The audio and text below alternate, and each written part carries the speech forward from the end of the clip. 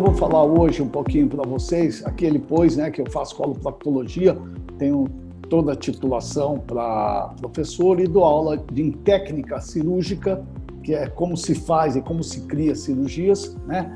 E principalmente na minha área, que é a de coloproctologia. Próximo. Então hoje nós vamos falar um pouquinho para todo mundo. Então eu não estou falando da parte com médicos, né?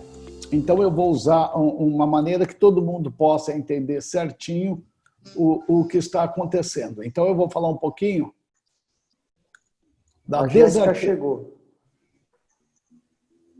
Quer que ela comece? Eu deixo, senão eu continuo aqui. Da desarterialização hemorroidária seletiva com pexia alta, que a gente chamou de DESPA. E como essa cirurgia pode ser usada fora do país também, a gente pôs o Selective Hemorrhoidal High Lifting, que na verdade essa pexia alta é um lifting alto que a gente faz, que facilita mais a cirurgia. Próximo.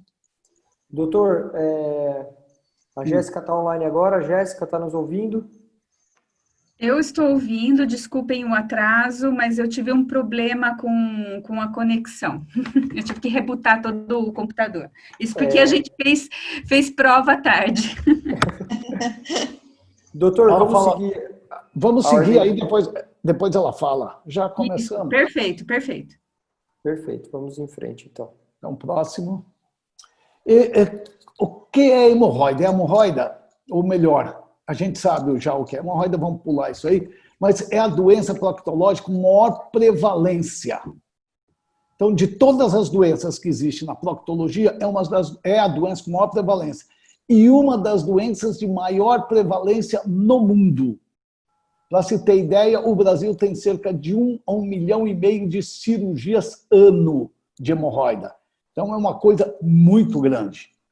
50% dos indivíduos em países industrializados, com mais de 50 anos, já desenvolveram algum dos principais sintomas ao longo da vida. E em alguns trabalhos, eles chegam a falar que até 80% das pessoas já tiveram algum sintoma, por menor que seja, da doença hemorroidária. E ela prejudica, quando ela vai em níveis maiores, níveis mais avançados, ela prejudica a qualidade de vida do paciente. Mas já se tem estudo mostrando que 1/3 desses pacientes com sintomas nem procuram o médico. Por que eles não procuram o médico? De medo da cirurgia. Porque quando se iniciou a cirurgia, e até hoje ainda se faz muito a cirurgia aberta de Milligan e Morgan, e é uma cirurgia que dá muita dor no pós-operatório. Então, a maioria dos pacientes que ouvem falar, falam, eu prefiro ficar com a hemorroida do que operar. Próximo. E a doença hemorroidária sempre foi tida como uma doença das veias, onde as veias se incham, lesam a parte baixa do canal anal, e aí aquilo cresce, estufa e sai para fora. Mas depois de vários estudos sendo feitos, a partir de 95, quer dizer, uma coisa bem nova, começou-se a pensar que poderia ser uma lesão venosa por uma causa arterial. Então, um cirurgião vascular no Japão, chamado Morinaga, ele foi estudar o reto, as artérias que tinham. E ele estudando as artérias, ele começou a ligar as artérias dos pacientes que tinham a doença hemorroidária. E viu que em alguns pacientes a hemorroida diminuía. Então, chegou-se à conclusão que se ligasse a artéria hemorroidária, a lesão venosa diminuía.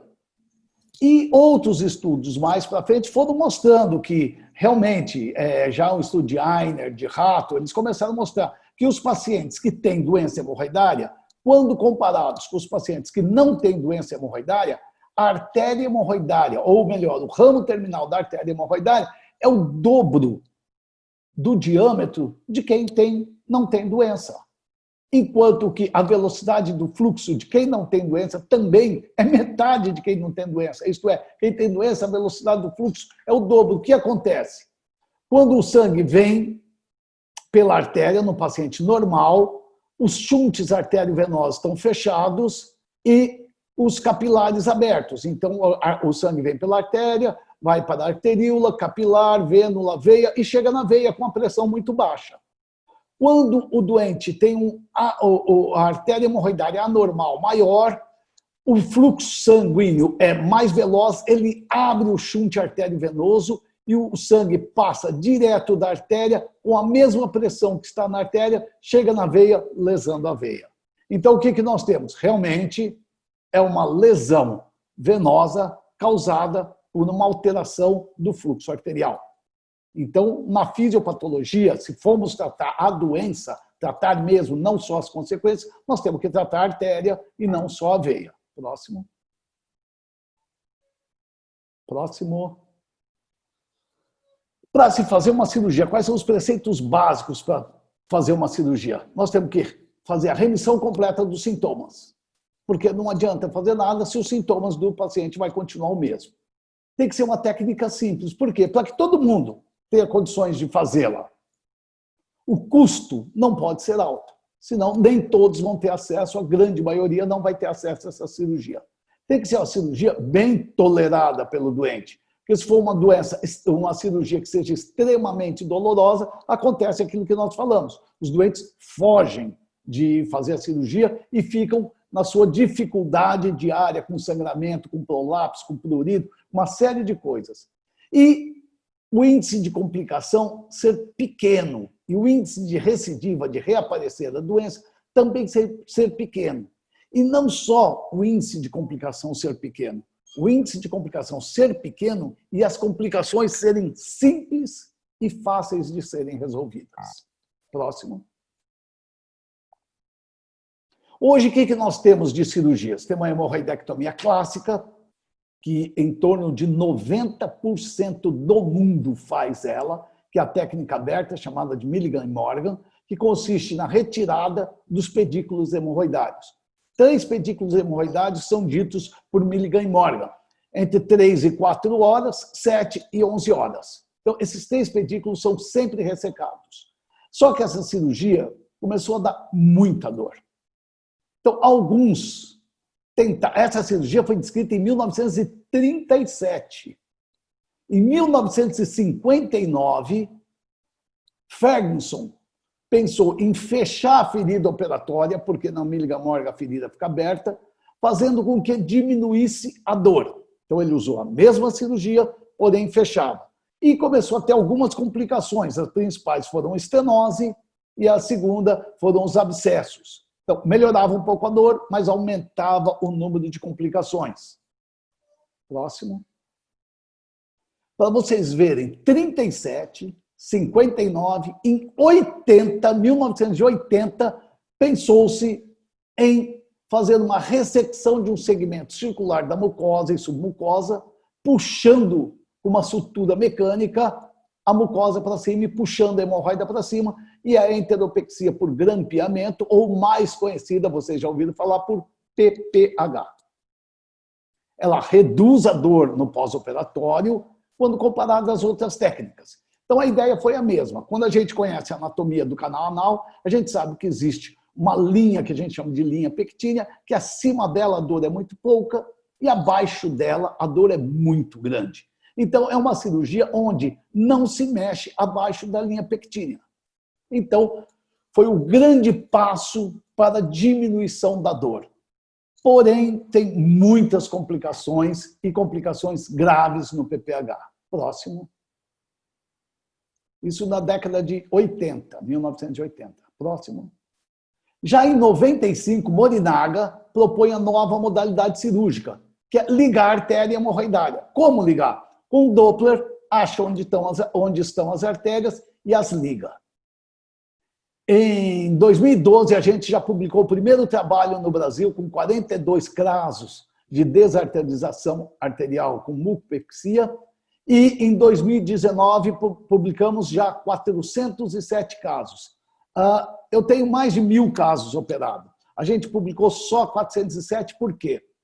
Porque para publicações oficiais a gente precisa de uma série de metodologia para que não haja confusão no que foi dito e nem precise se retratar depois, como nós vimos agora num trabalho, né, em revistas famosas, né?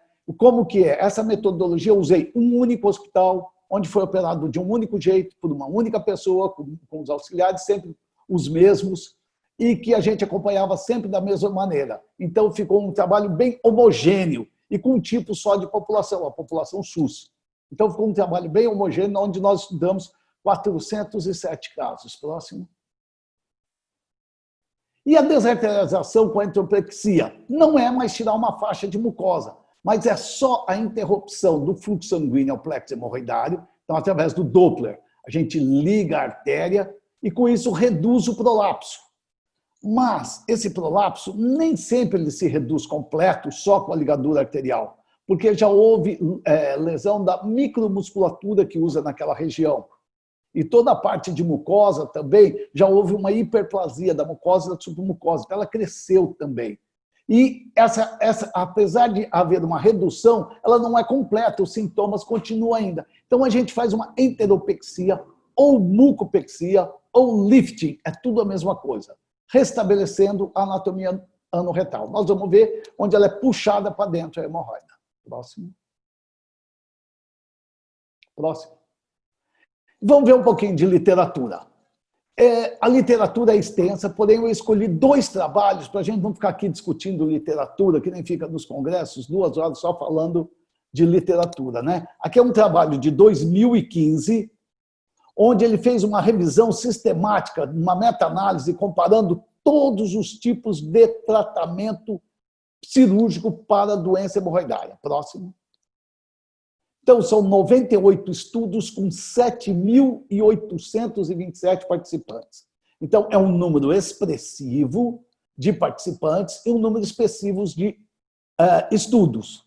Todos são ensaios clínicos, todos randomizados. 11 tipos de tratamento cirúrgico para as hemorroidas de 3º e 4º graus.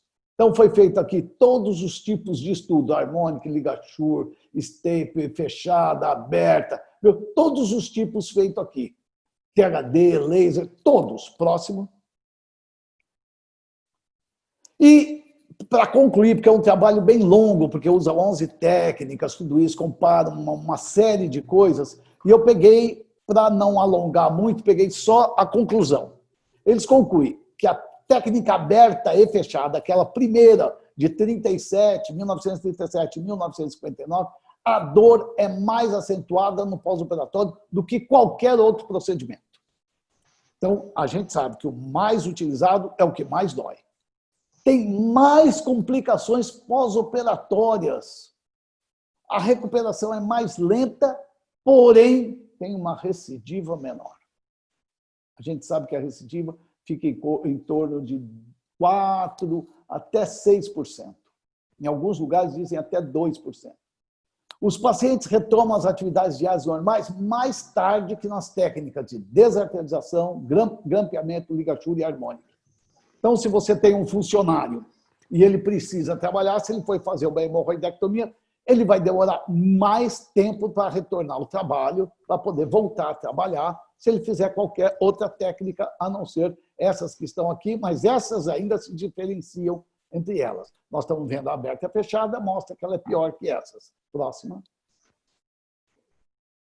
A recorrência no grampeamento, a volta, a recidiva dos sintomas foi mais comum do que as operações abertas e ligature. Então, quando você faz o grampeamento, o paciente volta a ter os sintomas mais que as outras técnicas. Quando você pega grampeamento e desarterialização, eles têm taxa de recorrência mais altas do que a aberta e fechada. São associadas com menor dor no pós-operatório e recuperação mais rápida, só que a taxa de recorrência é mais alta que as tradicionais. Então, quando você faz a técnica ou grampeamento ou desarterialização, o paciente vai ter menos dor, vai voltar mais rápido para casa, mas a recidiva vai ser um pouco maior do que a cirurgia quando feita pela técnica aberta ou fechada. Próximo. Só a desarterialização. As complicações pós-operatórias são significativamente menor que o ligature e o harmônico. Se vocês lembrarem do slide passado, o ligature e o harmônico, eles davam a recidiva muito parecida, mas eles têm mais complicação, né? E a gente sabe que pode ter estenose, sangramentos, algumas coisas que não é bom fazendo sozinhos. Tanto que são cirurgias que não andaram muito. O sangramento significativo menor que os procedimentos abertos e que os grampeadores. Então, inclusive, sangra menos a cirurgia. Se vocês virem, sangra quase nada uma cirurgia dessa. A reoperação de emergência, significativamente menor do que as técnicas aberta, fechado, ligachur e grampeamento. Então, além disso, você ter que reoperar também é menor do que as outras técnicas. Teve diminuição da dor, menos complicação no pós-operatório que todas as outras técnicas. Então, é uma técnica que diminui muito a dor, diminui muitas complicações pós-operatórias, mais do que todas as outras técnicas. E o sangramento é quase zero e a reoperação muito pequena. Próximo. E ele conclui que, com grande probabilidade, que a desarterialização é o melhor tratamento quanto ao tempo de permanência no hospital, tempo para a primeira evacuação e tempo para voltar às atividades normais. Próximo. Aí, para a gente não ficar só em 2015, eu trouxe um trabalho na revista Techniques em Coloproctologia, feito agora em janeiro deste ano, né, onde eles estudaram essa desarterialização hemorroidária com mucopexia. Próximo. Eles estudaram 150 pacientes, 50 deles foram perdidos no segmento. Então, na verdade, eles estudaram 100 pacientes, 150 foram o número de cirurgia que eles fizeram, mas 50 eles não continuaram a seguir. Por que não continuaram a seguir? Existem duas alternativas para não continuar a seguir. Ou eles melhoraram e não querem mais voltar, ou eles não ficaram bons e procuraram outro, porque não gostaram do tratamento que foi feito. Então, não dá para saber. A gente pode jogar tanto para um lado quanto para o outro. Então, vamos trabalhar com 100 pacientes, que foram 47 mulheres e 53 homens. Aqui é importantíssimo, não houve nenhuma complicação grave. Então, é uma cirurgia que você trabalha tranquilo, que complicações graves não tem nela. Em 5 anos, todos os scores que foram, porque eles analisaram durante 5 anos esses pacientes, todos os scores contra sangramento, desconforto local e dor foram melhorados. Isso quer dizer, todos os pacientes sentiram melhora, mesmo aqueles que acharam que não estava tão bom, mesmo aqueles que acharam que recidivou, houve uma melhora significante no sangramento, no desconforto anal e dor local. 36 pacientes recidivaram. Então, de 136, 35,6% é muito? Não. Por quê? Só 19,8% foram submetidos à reoperação. Por quê? Esses 35% que, ao olhar do médico, estava recidivado, ele não tinha nem sangramento, nem desconforto e nem dor local. Para que ele queria reoperar? Se ele não sentia nada, só o médico olhando e falando, olha, tem uma hemorroidinha aí ainda. Entenderam? Então, tem 2 tipos de recidiva, aquela que a gente vê e aquela que o paciente relata. E aqui a gente vê bem claro que realmente o sangramento e o desconforto são muito melhorados e apenas 19,8%, sem contar os desses aqui também que ficaram bons. Próximo. E a conclusão final foi que tem baixa invasividade essa cirurgia, então é uma cirurgia minimamente invasiva, baixa morbidade, quer dizer, não tem complicação, e os resultados funcionais, a função que tem o canal anal, que tem o reto, são ótimas. Então, voltam a funcionar normalmente. Apesar dessa taxa de recorrência, só 19% foram para uma segunda cirurgia. Nenhum paciente apresentou retenção urinária aguda. Eu tenho, meus pacientes tiveram, nesse trabalho não teve. Nenhum teve infecção do sítio cirúrgico, estenose anal ou incontinência, que ocorre muito nas outras cirurgias e nessa. Inclusive, pacientes com incontinência têm indicação formal de fazer a desarterialização. 2 tipos de pacientes, quando têm hemorroidas, devem fazer a desarterialização e não fazer outra cirurgia. São os que têm incontinência fecal e os pacientes que têm relação anal, os homossexuais e as mulheres que têm relação anal, porque o grampeamento pode causar lesões muito graves no pênis do parceiro. Próximo. A nossa experiência, então, com a desarterialização hemorroidária guiada por Doppler. Próximo. São 407 pacientes, todos operados no Hospital das Clínicas Luzia de Pinhelo, onde funciona a Faculdade de Medicina, onde eu dou aula de proctologia e faço isso com os residentes e com os alunos. Nós estudamos de dezembro de 2010 a dezembro de 2007. 7 anos, portanto. Próximo. Foram 46% do masculino, 54% feminino, sendo a idade mínima 17, a idade máxima 88 anos. Para quem já ouviu, eu vou contar de novo. O paciente com 88 anos operado de hemorroida, né? E esse paciente é um paciente japonês que me procurou no ambulatório do SUS e eu vi a idade dele, 88, falei, mas para que o senhor quer operar a hemorroida, né? E ele falou assim, aqui está me atrapalhando jogar vôlei. Então, eu achei que devia ser operado. Então, a gente não vê muito a idade, mas a idade física do paciente, não cronológica. A média de idade foi 48 anos, 47,8, e a grande maioria dos pacientes foi grau 3, mas operamos também grau 2 e operamos também grau 4. Como é um hospital que tem residentes, então algumas fichas não tinham o grau da hemorroide, então 5%, quase 6% dos pacientes nós não tínhamos qual o grau que foi operado. Matheus, dá para subir um pouquinho? Eu não consigo ver o último, se eu não me engano, é o último, depois da classificação. Ressecção associada 20%. Então, 20% dos pacientes, além da hemorroida, fizemos algum tratamento cirúrgico junto, associado a ele. Próximo. No pré-operatório, sempre, isso aqui é importante, fizemos um flit enema na noite anterior. Por quê? Porque a gente opera às 7 horas da manhã. Todo paciente nosso interna às 5 e opera às 7. Então, ele faz um flit enema na casa dele, na noite anterior. Se for operar à tarde, faz de manhã. Não pode fazer num espaço menor que 2 a 3 horas. Porque se você fizer nesse espaço, o paciente vai evacuar durante a cirurgia. Aí é pior ainda. Então, eu gosto de fazer na noite anterior e o paciente de manhã operado. O tempo cirúrgico variou de 35 a 15 minutos, dependendo da cirurgia, e a sedação sempre com bloqueio espinhal. Eu opero sempre com bloqueio espinhal? Não.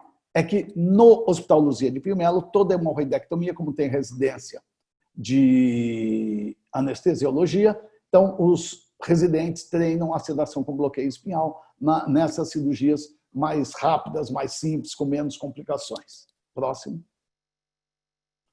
Todos os pacientes eram, depois de operados, ficava com dieta líquida e rica em fibras, cefalotina na indução anestésica e na alta, então fazia a cefalotina no antibiótico quando induzia anestesia e antes de ir embora para casa, lactulona só se ele tivesse dificuldade de evacuar, uma pomadinha anestésica, um remedinho para dor e um anti-inflamatório. Próximo.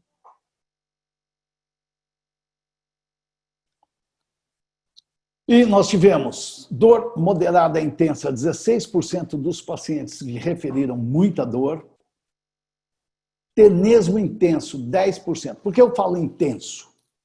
Porque todo paciente tem tenesmo. 100% dos pacientes vão ter tenesmo. Porque onde se faz o ponto é o lugar onde tem a sensação de evacuar, de desejo de evacuar. Portanto, todos vão ter o tenesmo, todos vão ter esse desejo de evacuar. Porém, alguns, o desejo é muito intenso e que atrapalha o dia a dia dele. Então, foram 10%. Sangramento, 0,98%. Trombose, trombose hemorroidária, 2,7%. E a recidiva, olha, bem baixa nós tivemos, 4,4%. Próximo. Agora, quando eu comparo as técnicas da desarterialização hemorroidária guiada por Doppler com a técnica que a gente desenvolveu, que é a desarterialização hemorroidária seletiva. Então, nós não vamos operar sempre os 6 mamilos, como o THD falava, mas vamos operar só os mamilos doentes e, em vez de fazer uma pexia, já faz a ligadura arterial e faz o lifting, a gente faz uma pexia alta. A gente faz a ligadura arterial e sobe para depois descer no canal anal para fazer o lifting.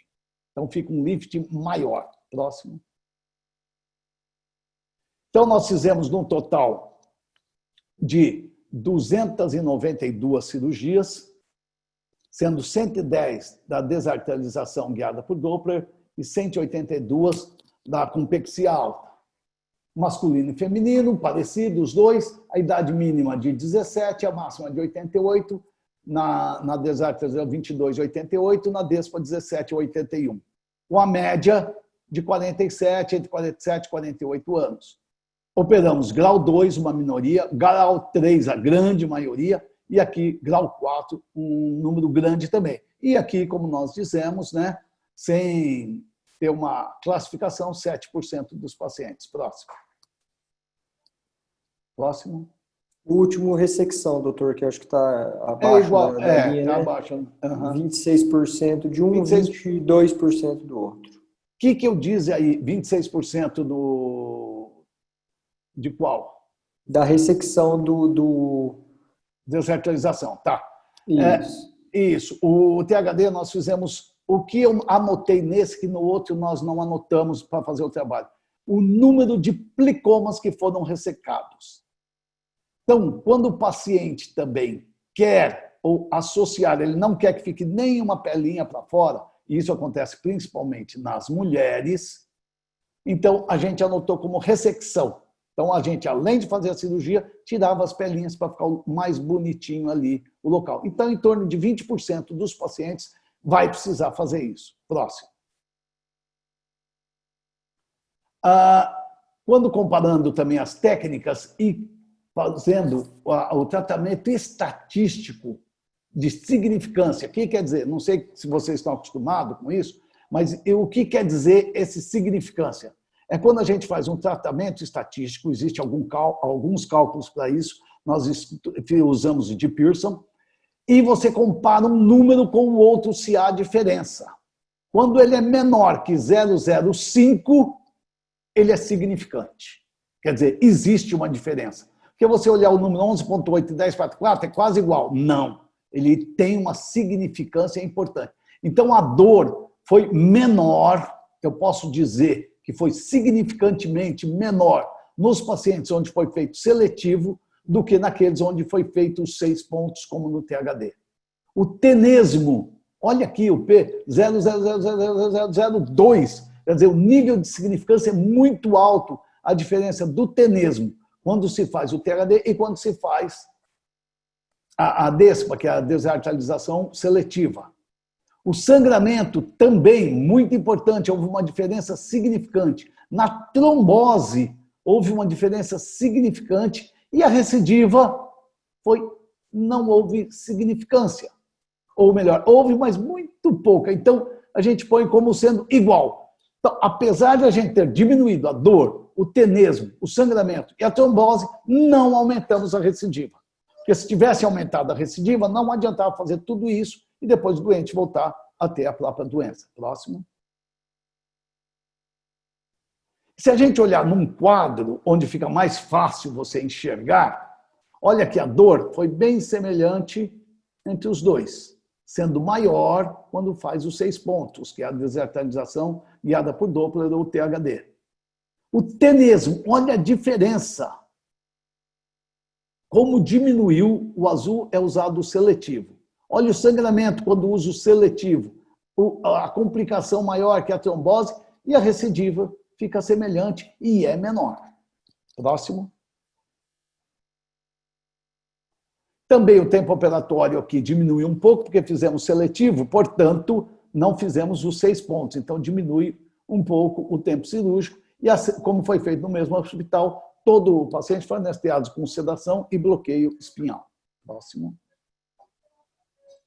E mantivemos a mesma coisa, dieta com líquido e rica em fibras, cefalotina, quando na indução anestésica e na alta, analgésico, anti-inflamatório, metamucil ou lactulona nos pacientes, a maioria começou a usar lactulona mesmo, e uma pomada anestésica tipo a lidocaína. Quando você compara as duas técnicas, qual a diferença que tem da seletiva? Primeiro, a seletiva, a decisão de qual mamilo hemorroidário doente que vai ser operado é a decisão do próprio cirurgião. Por quê? Porque a gente sabe que nem todos os mamilos hemorroidários ficam doentes e nem ficam todos doentes na mesma proporção. Portanto, tem que ser alguém que conheça a doença, conheça a fisiopatologia da doença, saiba examinar essa doença para fazer o diagnóstico onde operar. A desarterialização é feita seletivamente, portanto. Ele decide e opera as que ele acha que vai operar e faz uma pexia alta. A ressecção, que é aquela duplicoma, se faz quando necessária, não é sempre, quando necessária. Portanto, há uma diminuição do trauma tecidual com mínimas complicações. Diminuição do tenesmo, da dor pós-operatória, e no fim está escrito o quê? Matheus?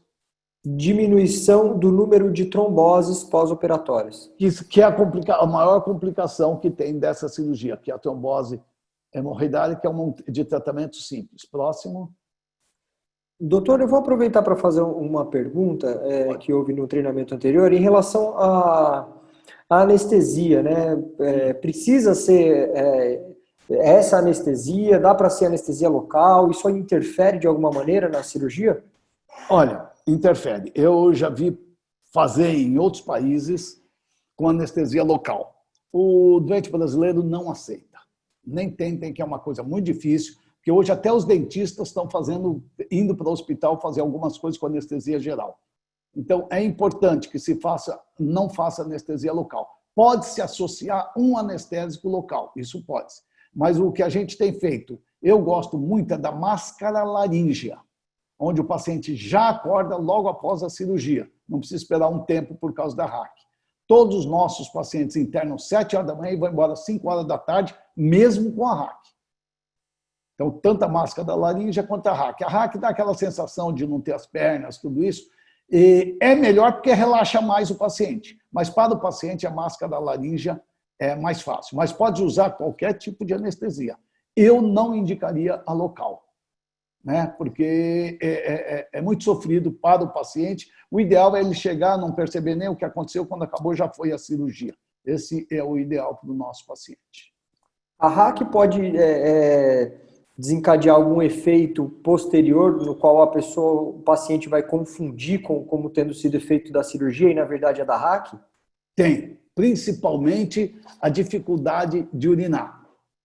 Então, alguns pacientes, principalmente do sexo masculino, não conseguem urinar no pós-operatório por causa da RAC, em que alguns, como a doença hemorroidária era muito dolorosa, alguns anestesistas ainda fazem, eu tive que brigar muito lá no Luzia de Pinho Melo até pararem de fazer, usar morfina junto com a RAC, para não ter a dor do pós-operatório, porque um dos anestesistas, ou um dos chefes de lá, tinha sido operado pela técnica de Milligan e Morgan, e ele falava que não queria que ninguém sofresse o que ele sofreu.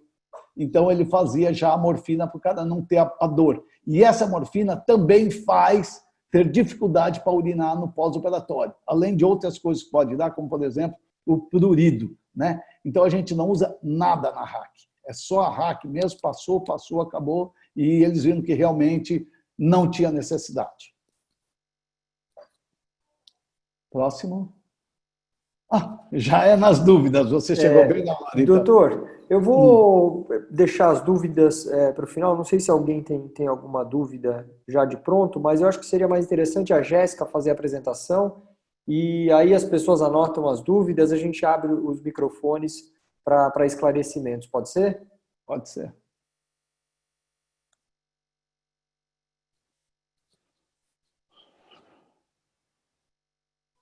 Obrigado, doutor. Vou abrir agora o microfone da Jéssica.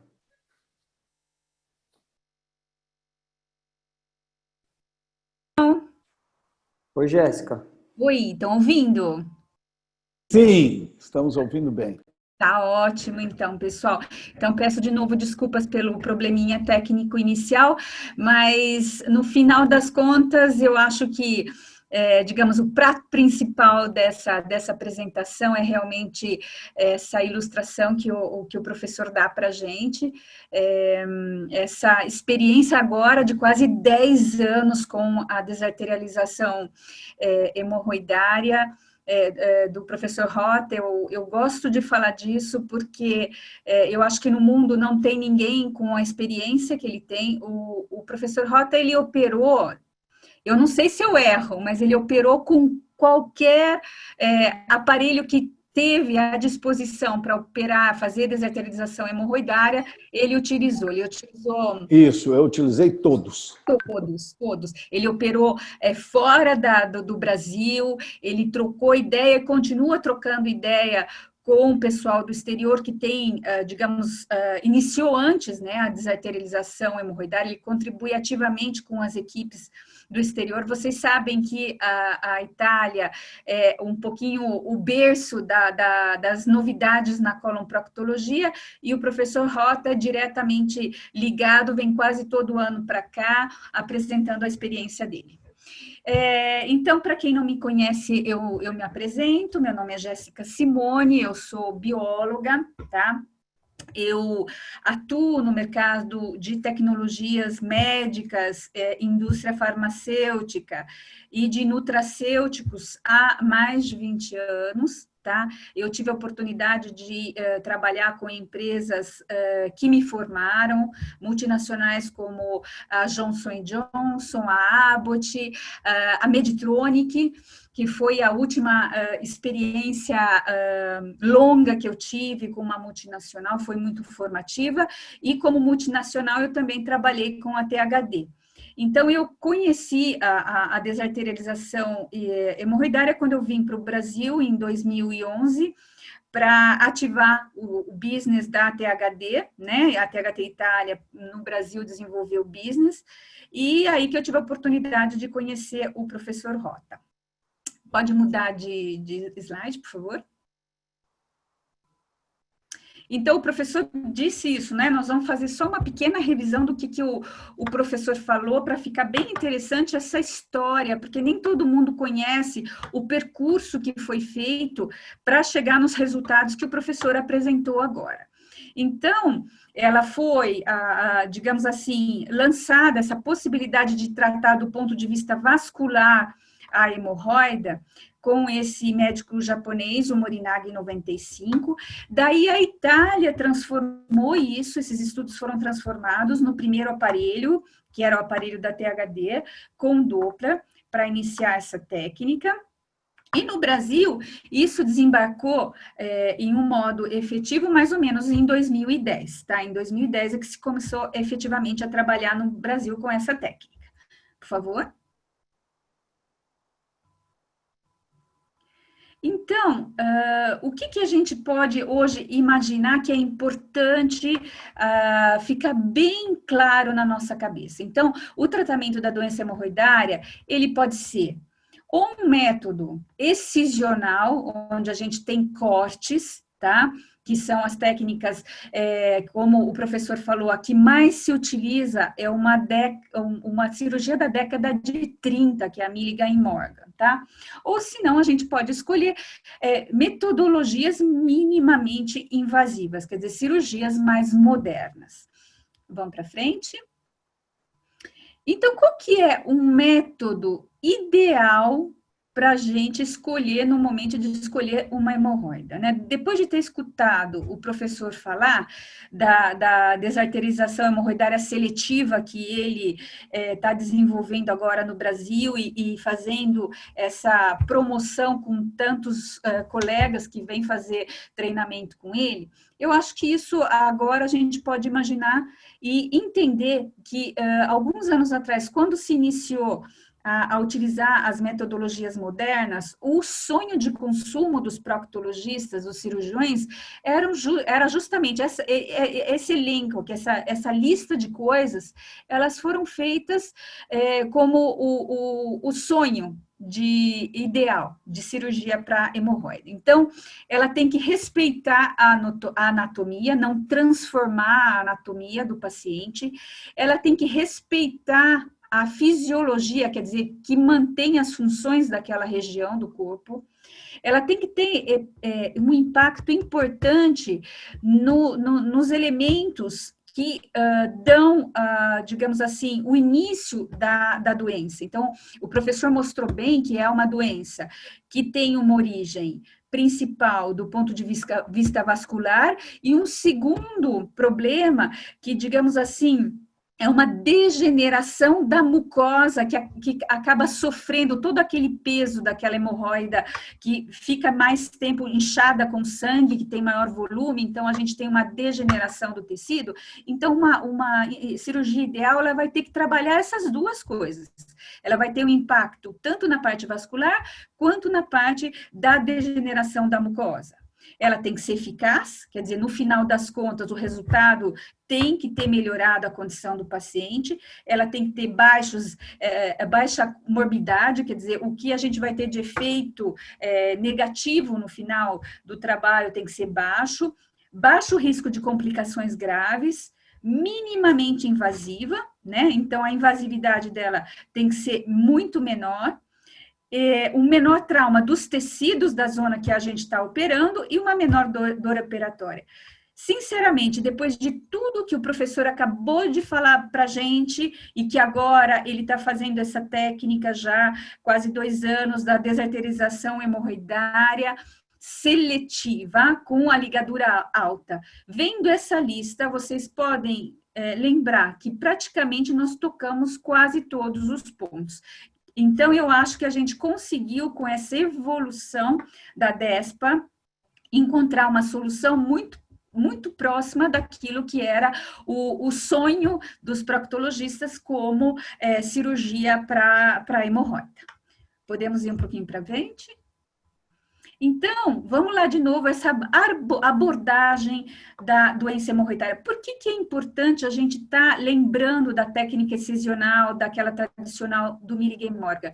Porque, pessoal, como o Dr. Matheus falou no começo, o nosso concorrente não é o PPH, pessoal. O nosso concorrente é a cirurgia tradicional. 90% ainda dos cirurgiões optam, por vários motivos, de fazer a cirurgia tradicional excisional.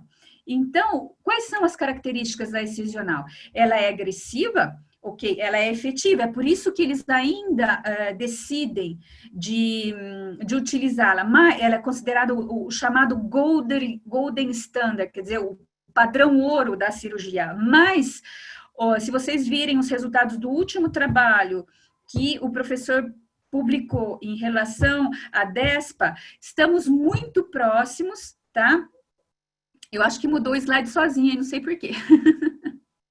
Está muito próximo a DESPA do Golden Standard da cirurgia tradicional, tá? Que é efetiva, mas a DESPA hoje, a desarterização seletiva com a ligadura alta, está muito próxima àquilo que é a Milligan-Morgan. A Milligan-Morgan, ela dá uma dor intensa, por quê? Ela vai trabalhar onde a gente tem receptor de dor, é pele ali, onde a gente tem mais receptor de dor, até por uma proteção, a natureza fez isso para a gente, é justamente na pele, e aquilo vai ter uma excisão enorme, vai deixar 3 buracos ali, e a pessoa, por um mês, vai sofrer realmente muito. Uma das coisas que eu nunca vou esquecer do Dr. Rota, ele pode confirmar isso, uma paciente que ele operou, eu acho que foi uma das decisões dele de abandonar a Milligan-Morgan, que ele tinha que ir praticamente segurar a mão da senhora para evacuar, porque a dor era horrível, ela achou que ela ia morrer, e um dos pacientes descreveu a dor da evacuação da cirurgia excisional como fazer um abacaxi ao contrário, né? Vocês podem imaginar a descrição da pessoa desse tipo de dor. Sangramento é um outro problema que é muito alto na cirurgia excisional, e a estenose, quer dizer, deixando ferida aberta, a cicatrização pode provocar uma restrição da região. Então, muitas vezes, esse paciente ele tem que fazer um reop aí para enfrentar esse problema da estenose. Já na minimamente invasiva, o que a gente tem? Menos agressividade, uma dor que pode ser fraca ou moderada, muito pouco sangramento, e a gente não tem relatos de estenose. Pode ir para frente. Então, aqui, olha, aquilo que a gente estava falando.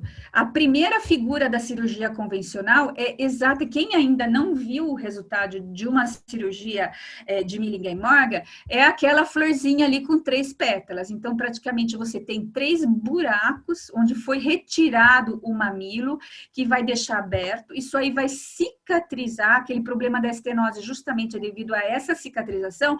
Você pode imaginar, cada vez que essa pessoa tem que ir ao banheiro, qual é o tipo de experiência que ela tem. Já a abordagem não excisional, hoje nós temos 2 opções. Nós temos o grampeador e nós temos a desarterialização, tá? O grampeador, como o professor falou, ele é uma técnica de Longo, ele é um italiano, como eu falei, a Itália é um pouquinho o berço aí das novidades. O Dr. Longo, ele não inventou o grampeador para hemorroida. Lembre-se que o grampeador foi adaptado a um grampeador circular que se usava para fazer cirurgia de intestino, tá? Então, ele adaptou aquilo. O que acontece? Nessa cirurgia, nós temos uma modificação, digamos, da anatomia, no sentido que vem grampeado e cortado um lembo circular do reto, tá? Isso, para uma cirurgia, digamos assim, que não há risco de vida com a hemorroida, muitos médicos tiveram problemas e abandonaram esse tipo de cirurgia justamente por alguns problemas muito sérios, né? Então, hoje, no mundo, se discute muito da propriedade ou não de escolher fazer um grampeamento justamente para evitar os possíveis efeitos aí da cirurgia. Já na desarterialização, a gente viu que a possibilidade de ter problemas graves é muito difícil, principalmente hoje, quando nós temos um tratamento de desarterialização seletivo. O médico escolhe o que tem que ser tratado. O outro dia, o Dr. Matheus falou uma coisa muito interessante, né? Eu, quando vou no dentista, eu tô com uma dor num dente, eu não vou tirar todos os meus dentes, porque assim eu não vou ter mais dor, né? Eu vou tirar só aquilo que eu preciso. A desarterialização seletiva é isso, eu vou tratar o que está doente. O que não está doente, por que eu tenho que tratar? Não tem nenhum motivo para isso, né? Vamos para frente, por favor. Então, aqui, chegamos no ano de 2013.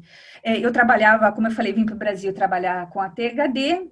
A cirurgia era muito interessante, eu conheci o professor Rota, ele começava a fazer já alguns casos, ele já tinha um número de casos, já estava começando a publicar e tudo, e a gente resolveu tentar um projeto brasileiro junto com a Hexagon, tá? Então, nós escolhemos um modelo que a gente achou que ia ser ideal, testamos isso em sala operatória, trabalhamos com engenheiros, e o que aconteceu? Conseguimos justamente criar um aparelho, ele se chamava Minipex, tá? Que respeitava tudo isso, mínimo trauma, ele dava mínima distensão dos esfíncteres, tá? Ele tinha uma ligadura livre, né? O médico conseguia fazer com liberdade a sua apexia, e respeitávamos todos esses elementos aí que a gente está vendo nesse slide. Pode mudar, por favor? E esse era o Minipex, tá? Então, foi o primeiro aparelho brasileiro de desarterialização hemorroidária. A diferença dele, para quem não conheceu, é que ele tinha uma janela que abria, a gente chama isso de eixo, digamos assim, XY, né? Ele vai, XZ, ele vai retinho, você vai puxando e ele vai abrindo a mucosa para ser trabalhada. Como a gente começou a fazer, digamos assim, um bom resultado com isso, nós tivemos, assim, um problema com a THD, que acusou de estar utilizando, digamos, a mesma... digamos, a mesma característica do aparelho deles. Então, a gente, para não ter problema, o que a gente fez? A gente retirou ele do mercado e já começou a desenvolver o Endopex, tá?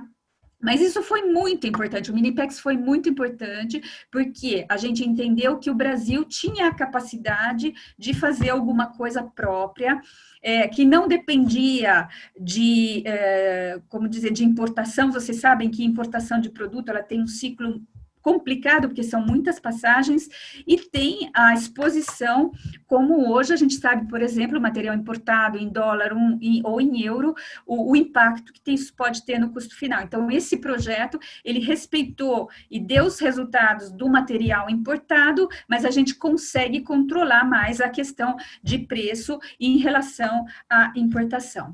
Pode ir para frente, por favor? E aí, já em 2017, a gente chegou no novo modelo, que foi o Endopex, tá? O Endopex, ele tem características muito interessantes. Algumas delas, as mais importantes, na minha opinião, tendo feito junto com tantos médicos, acompanhado o desenvolvimento na experiência deles. A primeira coisa é o design circunferencial, tá? Que, digamos, faz uma pressão homogênea nos esfíncteres. Ele tem um diâmetro muito pequeno e, ao mesmo tempo, um espaço operatório interno muito interessante, quer dizer, o médico consegue operar bem com a agulha e o porta-agulhas, tá?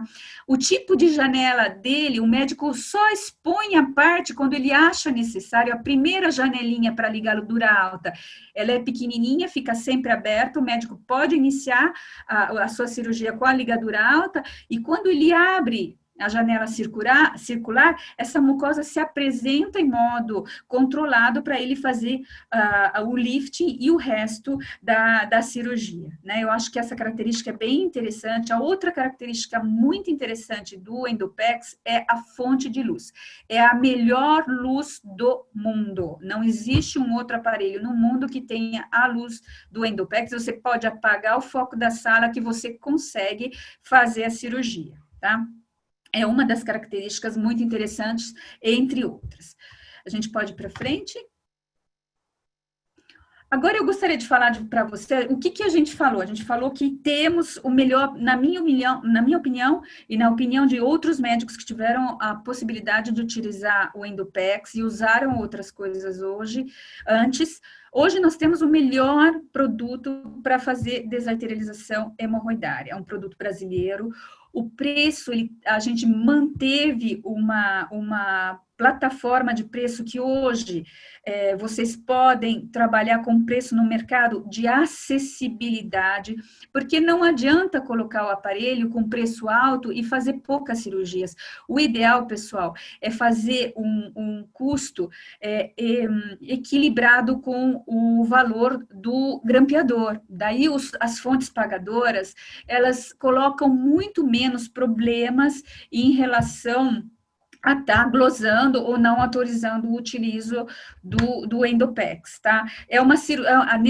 Nesse caso, colocando na mesma faixa de preço, o que a gente tem? É o cirurgião que decide, tá?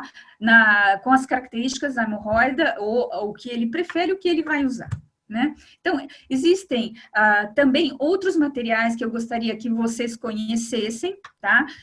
Que são interessantes, que estamos à disposição para dar maiores informações, que podem ajudar aí a fazer força no momento de ter mais opções para os médicos. Pode ir. Oi. Posso passar o vídeo do Endopex para a gente fechar ou quer deixar para depois? Não, eu acho que a gente pode fechar. Vamos só, porque o Endopex, naturalmente, é a nossa estrela, né? Esses dois outros, essas duas outras opções aqui que a gente vai falar para vocês, eles têm funções um pouquinho diferentes, então eu acho melhor a gente falar deles e já fechar com a nossa estrela. Aí a gente fecha com a estrelinha. Então, vamos lá para frente com os outros materiais.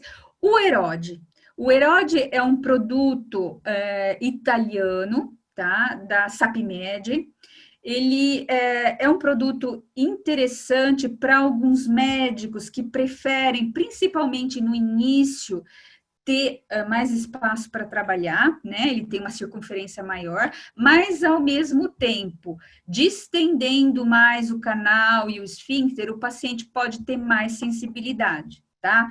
Então, digamos que nós temos receptores ali no canal que são ligados também com a questão urinária, tá? Então, anoscópios muito largos podem aumentar, isso existem teorias, tá? Que além da anestesia, anoscópios muito largos podem aumentar a questão da retenção urinária. E o EROD, ele é um pouquinho mais largo. Ele foi importante para a gente, vai continuar, porque ele nos ajudou na transição do Minipex para o Endopex. Ele tem uma autoiluminação no novo modelo, descartável, a luz é descartável, só que naturalmente, sendo uma luz descartável, ela é muito fraquinha, ela não tem nada a ver com a luz do Endopex. Mas é um produto interessante, eu acho que ele pode ser utilizado até para alguns tipos de rafia ou alguns tipos outros de intervenções ali no canal. Tá? O ideal para deserterização, na minha opinião, e quem opera muito, é realmente o Endopex. Pode ir para frente? Posso falar alguma coisinha aqui, já aproveitando? Pois não, professor. É assim, como eu utilizei os dois, qual a diferença que eu vejo nos dois? Primeiro, como a Jéssica disse, a iluminação. Então, não vamos discutir iluminação, vamos discutir só a parte cirúrgica. Para quem está começando, esse é melhor. Mas esse é o pior. Por que eu digo as duas coisas? Porque ele é mais fácil de fazer, mas é mais fácil de arrumar complicações. Como o campo operatório é muito largo e fica muito fácil, a agulha se aprofunda muito e se alarga muito. Portanto, a chance de você causar alguma lesão e ter abscessos, ela passa a existir muito fortemente. Quando a gente, junto com a Jéssica, desenhou o Endopex, a gente pensou numa possibilidade de ser o tamanho exato da agulha para não ter essa possibilidade de ocorrer esses erros. Então, o Endopex ele protege de alguns erros, enquanto este não. Então, é só para entender. São coisinhas pequenas, mas que podem perguntar para vocês, né? O EROD, doutor, ele tem aplicabilidades cirúrgicas as quais o Endopex não contempla? Olha, só se você precisar de um campo maior. Mas eu acho que, para um campo maior, nós temos um outro aparelho que facilita bastante. Que a Jéssica vai falar daqui a pouco, aí eu falo sobre ele. Então, a aplicação do EROD, ela seria assim para quem está aprendendo, para os estágios iniciais. Eu acho importante, Jéssica, doutor, se vocês quiserem me corrigir de alguma maneira, mas a gente está falando aqui de produtos que eles não estão necessariamente restritos à coloproctologia. A gente tem outros cirurgiões de outras especialidades que, dependendo da habilidade, ele consegue utilizar esses equipamentos. Correto, Jéssica, doutor? Sim, sim. No Brasil, digamos, um gastroenterologista, ele pode operar a hemorroida, né? Isso não tem... Por exemplo, até um vascular poderia operar a hemorroida, certo, doutor? Certo, muito cirurgião geral tem feito. Exato, exato. Na minha opinião,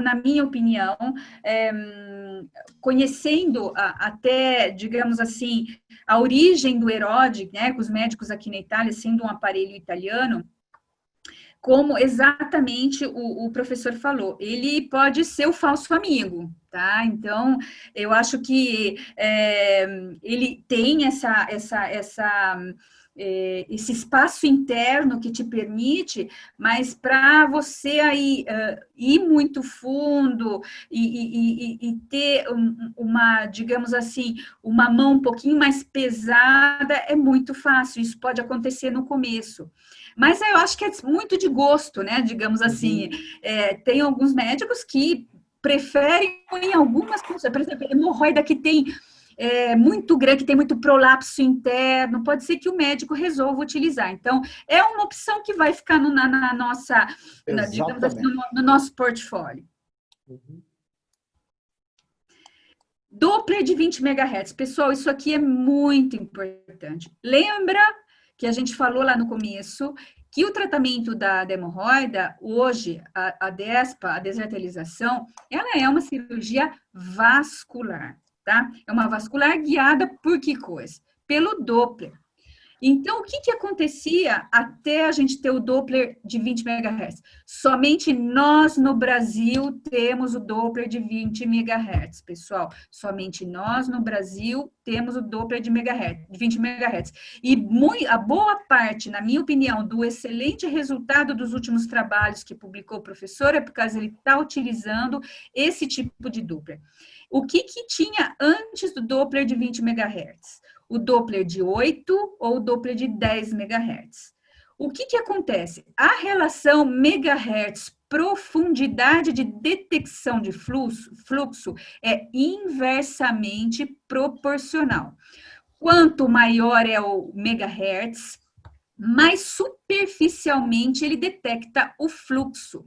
Então, se eu tenho um Doppler de 8 ou 10 MHz, a gente pode estar escutando até a ilíaca lá embaixo, a gente não está escutando a artéria hemorroidária superior, que é aquilo que interessa fazer a ligadura para a gente. O Doppler de 20 MHz, o alcance dele é submucoso, então é muito mais preciso.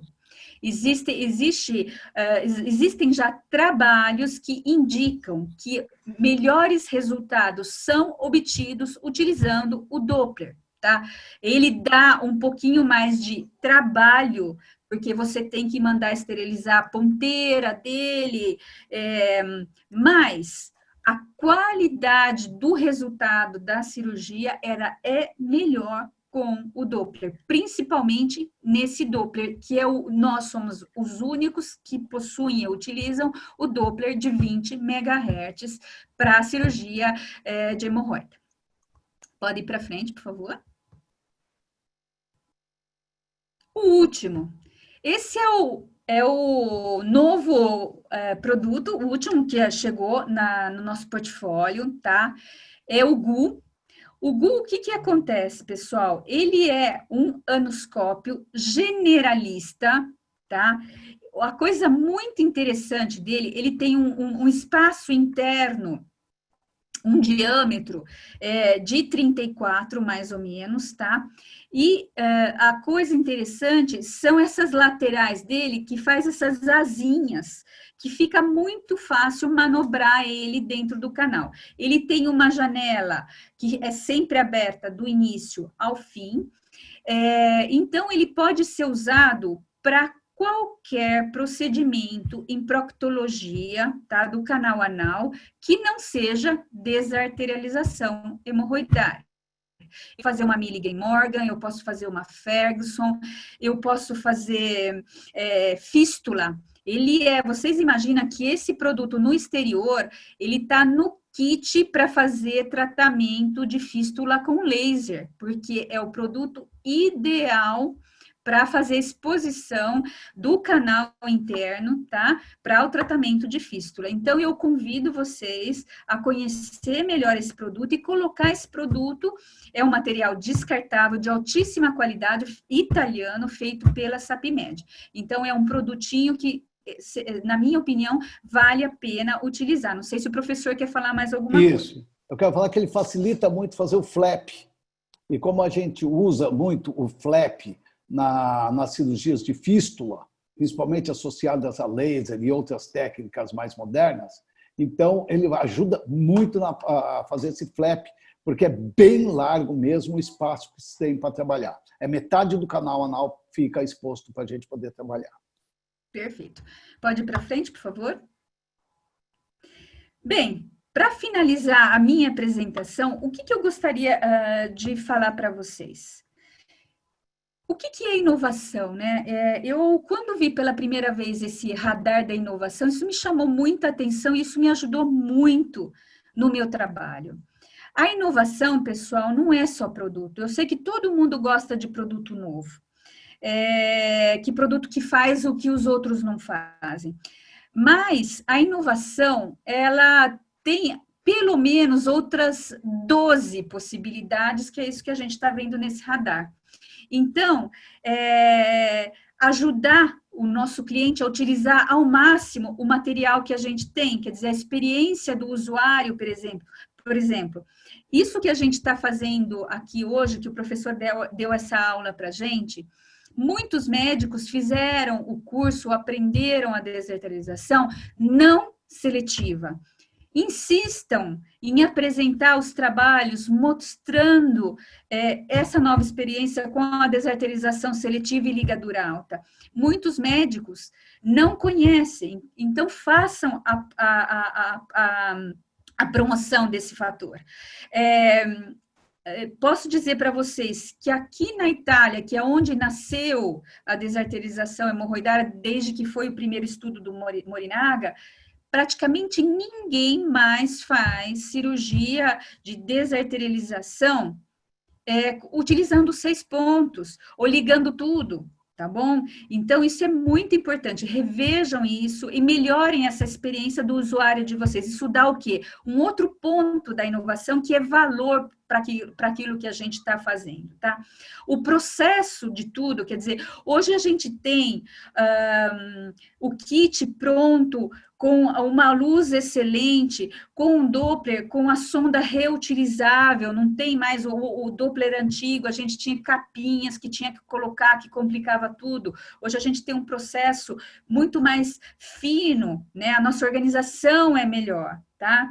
Então, a melhor forma de fornecer esse material para o médico, a nossa presença é importante, a marca, a empresa de vocês tem um nome, que é o peso, é uma inovação isso, levar sempre novidade para o médico, tá? Eu agradeço da minha parte, me coloco absolutamente à disposição de todos para qualquer necessidade. A Eliana está aqui, eu acredito, eu perdi o começo da reunião. Eu acredito que a Eliana tenha sido apresentada. Deixamos agora para o final, Jéssica. Deixamos para o final. Então, a Eliana vai se apresentar. A Eliana é a nossa responsável, gerente de comunicação corporativa. Nós estamos recomeçando uma nova fase com grande sinergia. A comunicação é fundamental para isso. Vamos trabalhar juntos, tá? Qualquer coisa, ideias ou trocas, existem muitos distribuidores, como vocês mesmos, que fizeram ótimos trabalhos com as Unimedes, fazendo esse nível de preços semelhantes, né, entre os produtos. Então, a gente gosta muito disso, de trocar ideia para poder aprender sempre mais. Eu agradeço a todos, dou espaço para as perguntas e para a Eliana, para o pessoal fazer a finalização. Eu estou sempre à disposição. Muito obrigada. Eliana, vou passar o vídeo e aí você faz a sua apresentação e o pessoal inicia as perguntas. Pode ser, gente? Que aí a gente fecha a parte de conteúdo.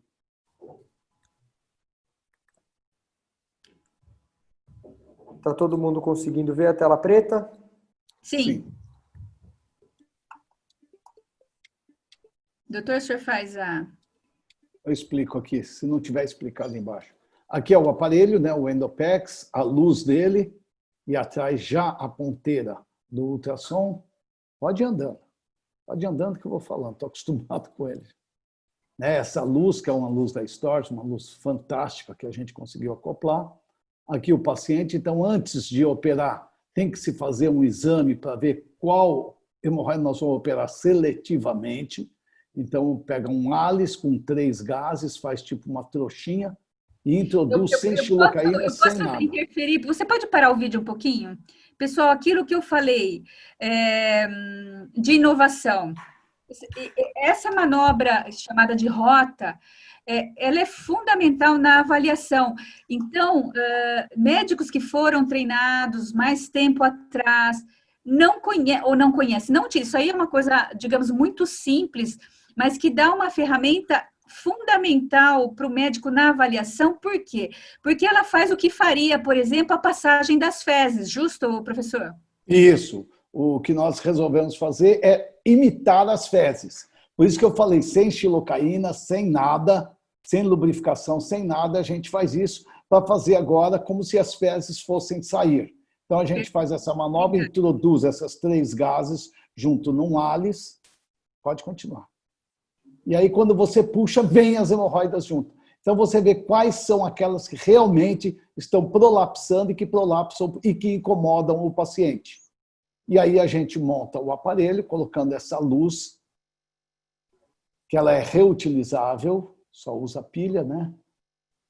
E vamos fazer a cirurgia. Introduzimos o aparelho todinho, e aqui tem a região onde tem o campo cirúrgico, que a gente fala. Então, a gente introduz ali o ultrassom e faz a detecção do som arterial no local onde provavelmente estará a hemorroida. Podemos mexer um pouquinho para cá, um pouquinho para lá, até achar realmente a localização. Aí passa-se um ponto ligando a artéria. Então, passa um ponto atrás da artéria e um segundo ponto acima dela, daquele primeiro ponto, onde se faz agora a amarradura. Eu chamo de ponto em X esse aí. Aí se faz a amarradura e a ligadura arterial. Acabou de fazer essa amarradura e ligadura arterial, em vez de descer para o lifting, a gente sobe no canal anal mais 2 pontos, fazendo apexia alta. E após esses 2 pontos, aí amarramos novamente. Isso é completamente diferente do que se faz no THD. Lá não se faz isso. E aqui, depois de amarrado novamente, aí abre-se toda a janela cirúrgica e vem fazendo o lifting a cada 1,5, 2 centímetros de distância, um ponto do outro. Não se deve pôr muito pontos, não dá sangramento, já tive isso. E você põe de 3 a 4 passadas, mais ou menos, e você faz a ligadura, então, de toda essa região onde tem os vasos também hemorroidários, não só arterial, mas os componentes venosos também. E passando sem pegar a linha pectínea ou linha denteada, que está cá embaixo, né? Sem pegá-la, aí você amarra esse último ponto no primeiro ponto lá em cima. E essa hemorroida vai subir todinha. Pode continuar. E essa hemorroida vai subir todinha na posição original dela.